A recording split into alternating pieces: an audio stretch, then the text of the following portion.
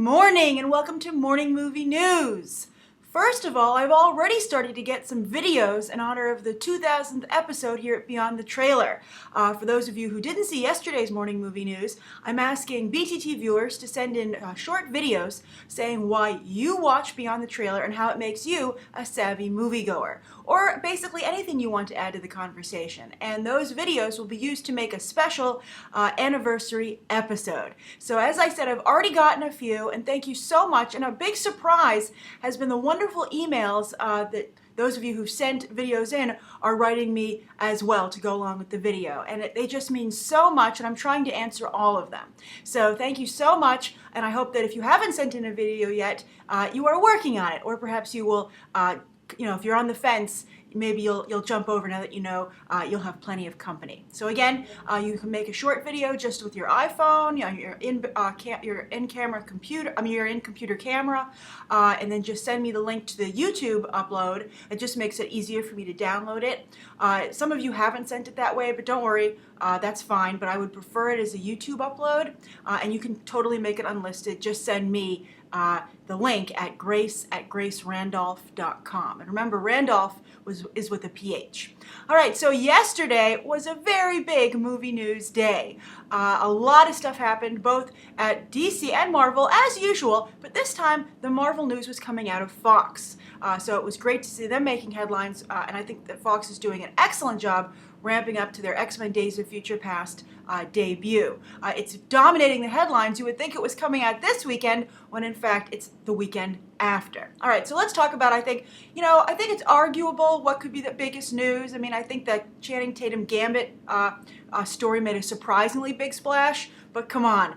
Ben Affleck revealed in the Batman costume is certainly, I think, the bigger deal of the two, just because it's been so highly anticipated ever since the casting announcement was made during the last summer. So I have to say, just like I said yesterday, it is a little bit, I think, weird that we're getting our first look at Batman 2 years out.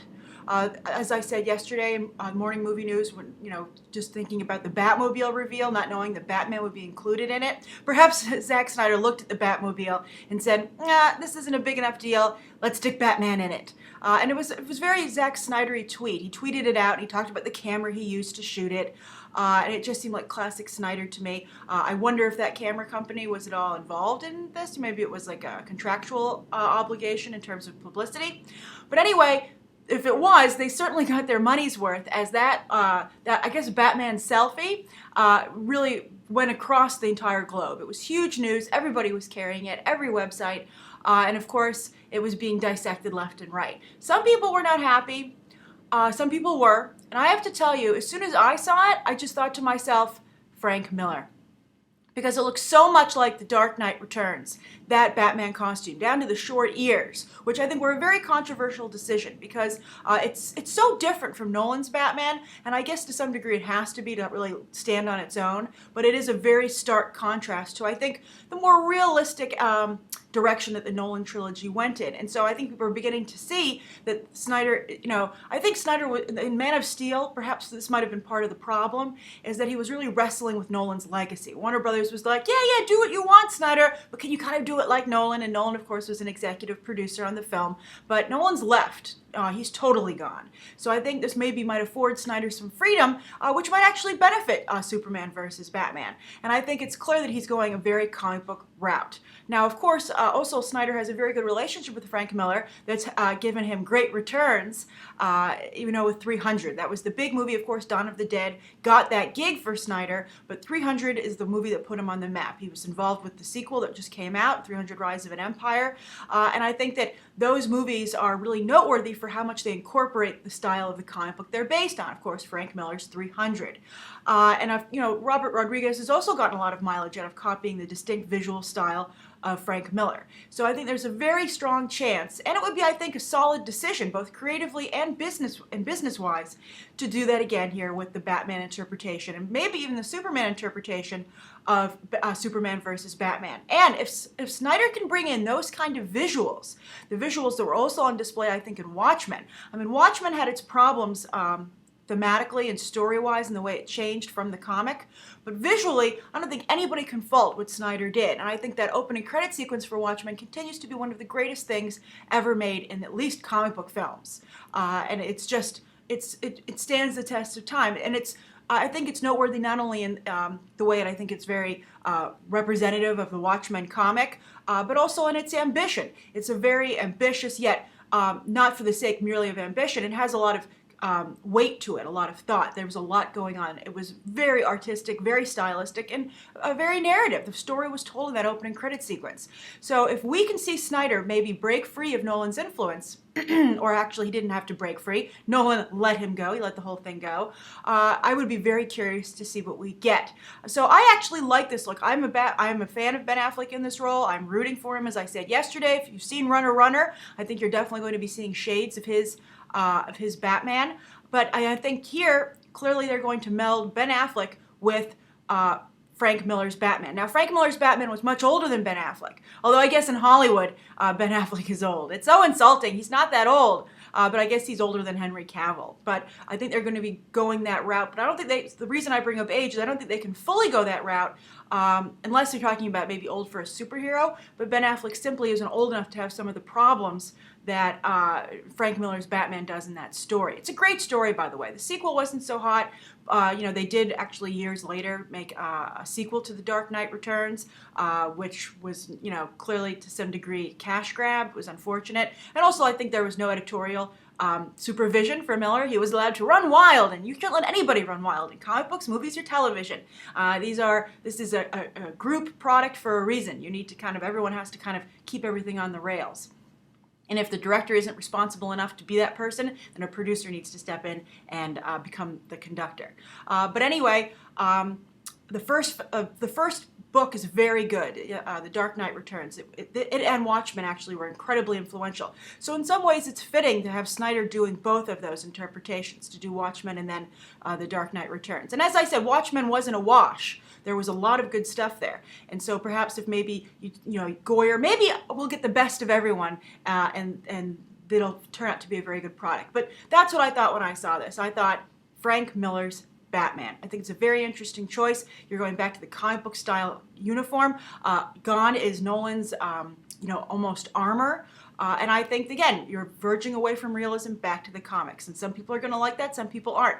I think the way it can be sold, though, is if it's highly, strongly stylized in terms of its visuals. That could work. Lightning was a big theme in The Dark Knight Returns in the book. And, of course, that iconic cover. So if we can maybe get some of that style here, I think it could be very interesting. Also, I think there's a lot of padding in this suit. With all due respect to Ben Affleck, I don't think he actually looks like that. I think we certainly would have noticed. The paparazzi would have been on that. So I think that that's a lot of padding in that suit, and I think that's actually lucky for Ben Affleck. But I mean, I don't know how he's going to look in his Bruce Wayne persona unless they're going to make him wear padding under his suit or whatever he's wearing as well. Because I think there's going to be a big difference, between the way Batman looks in his suit and how he's Bruce Wayne. But maybe that's part of the height of his disguise. Maybe Batman himself was like, why don't I wear armor but sculpt muscles into the foam? Just why not? As long as I'm wearing it. But I like it. I think it's a big difference, a big departure from Nolan's trilogy. It couldn't be actually further from Nolan's trilogy. And I think it's very interesting when you factor in the Frank Miller-ness, and I think that's a smart assumption considering what we're seeing here and Snyder's history. All right, so that's the first story of the day. As for the Batmobile, by the way, it's just a Batmobile. I don't think there's anything particularly interesting about it. It's not the Tumbler, which I'm disappointed in, as I discussed yesterday. But it's not distractingly bad. It's not a bad choice. It's just a plain straight Batmobile, and I think obviously the attention's supposed to go to Batman, as it did. All right, so that's the first story of the day. Second story of the day is Channing Tatum has been confirmed as Gambit. And so there are a couple details to this. We all knew that Lauren Shuler Donner was interested in having a Gambit movie. I asked her about it at the X-Men Junket. My interview with her went up yesterday.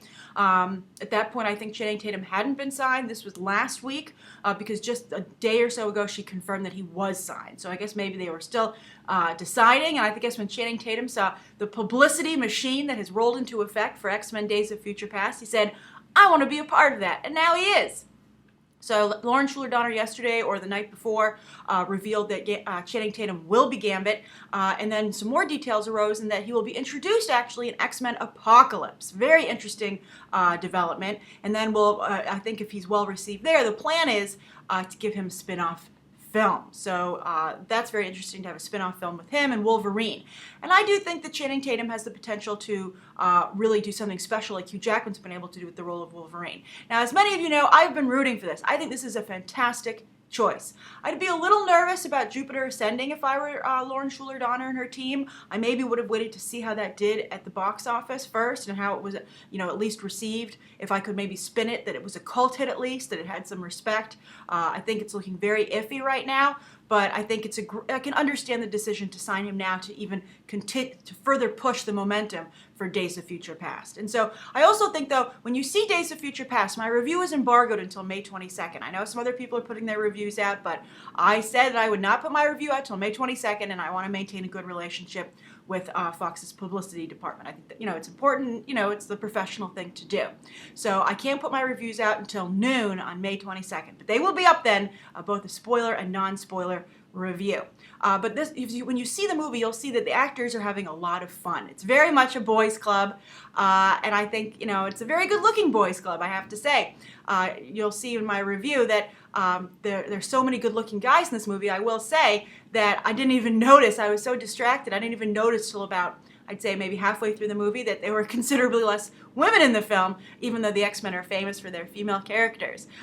So it's very weird. It's like watching like a European soccer team. That's how many good-looking guys are on the X-Men. And I think Channing Tatum obviously will fit right in. And also, I think Channing Tatum has a great ability to laugh at himself and have a good time, as you've seen to great effect in 21 and 22 Jump Street. So I think to bring him into this mix, I think that he would bring something different, as Gambit is supposed to do, but at the same time, fit right in. So I'm actually very excited. And I think when you see X-Men Days of Future Past, when you imagine Channing Tatum in this group, you're going to like what you see. Also, I have to say, I'm sorry, I'm giving a little bit of a spoilerage, but I think Quicksilver is so good in this movie as well that I wouldn't be surprised if they're not considering a standalone film for him, or at least considerably upping his role in Apocalypse. He's very good in the movie, surprisingly so.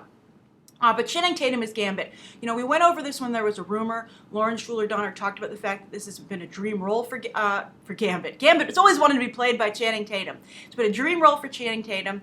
Channing Tatum is from the South. He really relates to Remy LeBeau, his background. He says he's confident he can do the Cajun accent, which would be very interesting. Taylor Kitsch, barely had one. Some people are really feeling bad for Taylor Kitsch, but you have to understand that Taylor Kitsch, after John Carter, which was a very good movie, by the way, I feel horrible that, it's kind of killed his career. It doesn't deserve to. I mean, he did a very good job in the film, and the film is good. But, it was such a box office flop, as was Battleship, that they just really cannot continue with him. And Channing Tatum just adds a much more exciting energy to the franchise. So I think that, with all due respect to Taylor Kitsch, he did a nice job, but I think it's just time to start anew. I really hope they have the black eyes with the red pupils like they do in the comics. I think that's integral. I photoshopped it in when the story first broke into Channing Tatum's face, and it looked great. I'll try and do it again today so you can see how it looks. I think he really can pull off the character. And as I said in my interview with Lauren Shuler Donner, I really want to see Rogue in a Gambit movie. And I want it to be Anna Paquin. I think Anna Paquin really deserves a second shot at this. I think she's very good on True Blood, and I think she has a lot of the same qualities that Rogue does. And I really feel she deserves the chance to show that she can pull off the role. And because she never really got to play Rogue. I think anyone who's a Rogue fan will know that while Bryan Singer was trying to pay homage to Rogue's early days, when she didn't have Ms. Marvel's power set, and she was very lost and scared about her original power set, or I guess her baseline power set, you could say, because she never loses it. Although she has to some degree lost it in the comics today, she's brought it under control, which I feel has hurt her as a character in Marvel Comics right now. But I would love to see a Rogue and Gambit movie together. They both come from the same region, and of course we want the Thieves Guild in here, and I just think that a Gambit movie could be great, and I think Channing Tatum is a wonderful addition to this franchise. So I'm all about this. So I want to see Channing Tatum in the role. I want to see full power set. I want to see charged cards. I want to see the bow staff. I want to see the black eyes with the red pupils. And I want to see Rogue standing next to him. And I want to see Rogue fully powered up as well. If you don't want to explain that she sucked the powers out of Ms. Marvel, that's fine. You can do it through a flashback. You can just reference it. Most comic book fans are aware of this, and they never really delved into it right away. In, like, for instance, other animated series or shows where they've showed her, and it's happened just fine. Everyone's been fine with it. All right, so that's the second story of the day. All right, the third story of the day is actually Legends of Oz. Some of you might have seen my review over the weekend. It went up on Saturday morning. And I said that while I thought that the trailer for this movie didn't look great, I was really genuinely surprised by the talent that was up on the screen, and that while the animation was not as good as it looked in the trailers, I thought that the talent was so good. The writing, the directing, the visuals, the voice acting, the music was medium. But one song did have me tapping my feet in total honesty. But there was so much talent there that I think it rose above the lack of technological prowess. So that was my review, and I was really surprised at how many people got angry about that. And it was just like The Other Woman, yet again, where some people felt, oh, this couldn't possibly be true. Grace must have been bought off, which is not the case at all. You guys have to stop assuming that. I am never going to give you an opinion that's not my own. And if I have a relationship with anybody who's involved with the film, I am just really polite about saying it's not a good movie. For instance, The Quiet Ones. I interviewed Jared Harris. I went to a press screening, and I had to say, this isn't a great movie. But I was nice about it. It's like when you have to tell a friend bad news. That's kind of what's going to happen, and so that's the situation. I would never give a good review to a movie that didn't deserve it. But I was really, and also some people were just basically really angry with the film itself, and were like, please, everybody stay away from this movie, all caps, I hate it. And I've noticed that there's been a lot of negative attitudes about this film in other reviews, etc. But yet at the same time, the film got an A from CinemaScore, and some of you went to see the movie based off of my review and came back and said that you liked it, that you did see what I was saying, and that you saw a lot of good there, and you enjoyed the film. It might not have been the best thing you ever saw, but you were happy that you went to see it. So I'm really curious, why do you guys think there's so much anger against this movie? Why are people so against it? I mean, I could understand The Other Woman hate because it was a revenge comedy, and I think a lot of guys in particular felt that the female characters went too far against the guy, and I agreed with that. I thought that there was a little bit too much physical bodily harm to the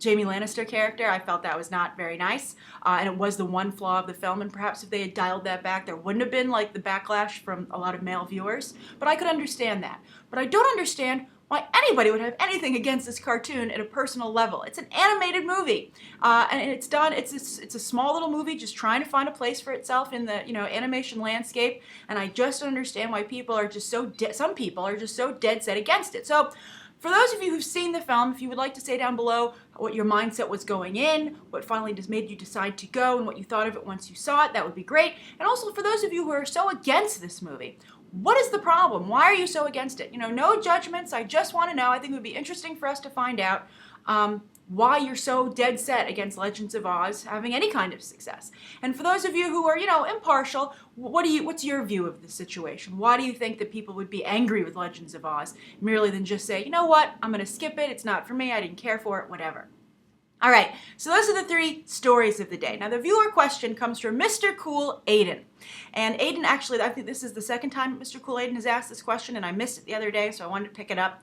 And Mr. Cool Aiden said, what is the difference between network and cable television? Short and sweet. A nice question. And also, another reason I picked this is some people are like, what are you talking about, Mr. Cool Aiden? The difference is obvious. Now, I suspect that Mr. Cool Aiden comes from another country, does not live in the United States. And therefore, the difference between network and cable television is not obvious. All right, so network television is like the basic network channels, like CBS, NBC, ABC, Fox, and then also to some degree the CW, and I think Channel 9 isn't a thing anymore, but it used to be. I think Channel 9 and Channel 11 combined to create the CW. But anyway, that's network television. And network television has been around, that's the stuff that was first around, like the stuff you see referenced sometimes in Mad Men, back when people just had bunny ears on their television and they could just fiddle around with them and pick up one of those 5 networks. And those networks, they have a very long storied history, and they're kind of like the iconic, they're like the main newspapers, like the New York Times, etc. So they're like institutions. So they very much feel that way. They have a responsibility when programming. They have to reach the biggest audience possible. They're run by huge companies. They have a brand to protect. And so you have a lot of consensus decision making. A lot of the people well, this has to, and also to some degree, I think they're still trying to relive or continue their glory days when someone would tune into a show and there would be like 20 to 30 million people would watch a network show when it was on, which just isn't the case anymore because of DVR and just too many other options and also streaming, etc. People no longer have to tune in at one time to one place to watch something. But I think to some degree the networks feel that maybe they can get that back. So I think you see a lot of that reflected in their programming decisions. So you have a lot of creative decisions made by consensus, you have a lot of money on the line, and you have a lot of, trying to, I think to some degree the effect is they water things down to make them palatable and accessible to the biggest audience possible. Because that network television feels it's supposed to be for everyone. And also, they make a lot of, money decisions bottom line. For instance, the reason things are episodic on network television is they want to make sure that you can just tune in whenever. They don't want to keep anybody from tuning in. All right, so you're seeing a lot of the decisions made that you would see from a major brand like Hershey, etc. All right, so cable television was new to the game. So cable television is basically, there's two levels of cable television. There's pay cable, which is like HBO, Showtime, Stars, and then there's regular cable like AMC, FX. That's free cable television. Well, it's free to some degree. You have to pay for a basic package to level up these days, unless you're stealing cable. But from network to then you have like a basic package. There's like the essentials, which is network. Then you can level up to all of the channels except for pay, and then you can pay. Sometimes they bundle the pay channels together, or you can subscribe to them separately. So anyway, cable television has commercials, network television has commercials, but pay cable does not. It's commercial free because you're paying for it. All right, so cable television basically had a difficult situation where they couldn't be pay television was standing out because pay cable basically came first, or was prominent first, whereas for a long time cable was just reruns, daytime shows, shows in syndication, for instance. That was their bread and butter. So then pay cable started doing these really great shows like The Sopranos. That really kicked that off, and that was a big deal. So, and then they saw a rush of the audience go from network to pay cable. So cable in the middle, and AMC really started this with Mad Men, which interestingly was from Matt Weiner, who worked on The Sopranos, and HBO turned that show down. So Matt Weiner took it to AMC, and then AMC suddenly found themselves on regular cable having a show that was as iconic and influential and had as much attention in the media as The Sopranos. So when that success happened, the rest of cable television, AMC in particular, and then you've seen other channels like FX and even TNT, etc., trying to get in on this, say, hey, you know what? We can create shows that can compete with pay cable and definitely can beat network television. So that's how you have your current landscape today. That's what happened. So it's really interesting that The Sopranos, when you think about it, is so instrumental in both of those changes, both for pay and regular cable. But the reason that cable pushes the edge of the envelope a little better is because they're not as well known as network television. People tune into network television all the time, especially your mainstream, middle America contingent. No offense to anyone in middle America, I'm sure if you live there, you know what I'm talking about. Because again, those are the name brands: Hershey, Coke, Tropicana, the brands that have been around for decades. Everybody already knows about. But cable television, and pay cable to some degree, but particularly cable television, needs to make a name for itself. It needs to really push the edge of the envelope to get your attention as a viewer. So that's why you see them really taking risks with shows like Breaking Bad, the new Justified, The Americans, now Fargo. FX's slate is becoming quite impressive.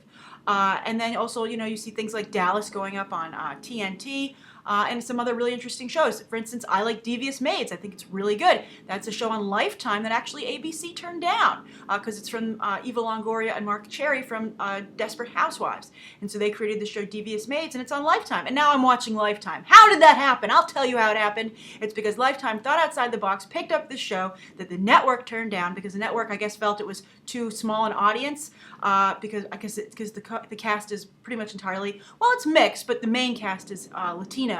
Or Latina, I guess in this case. It's all mostly female cast. But it's a great show. Fabulous show. If you at all like Desperate Housewives, or you like just enjoy like a good juicy soap with very good writing, by the way, I highly recommend you watch Devious Maids. All these shows are great. And I think network television, as we often talk about, is still stuck in the past. And they are unable to compete because they're not taking the risks that the more aggressive cable and pay cable television networks are taking.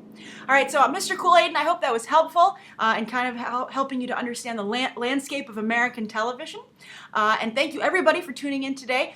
Please, I hope that you're planning to send in a 2000th episode anniversary video. So remember the instructions to Grace at gracerandolph.com. Please write down below what you think of today's three stories, the viewer question, anything you'd like to see covered tomorrow, and any questions that you might have. Thanks for watching. Bye.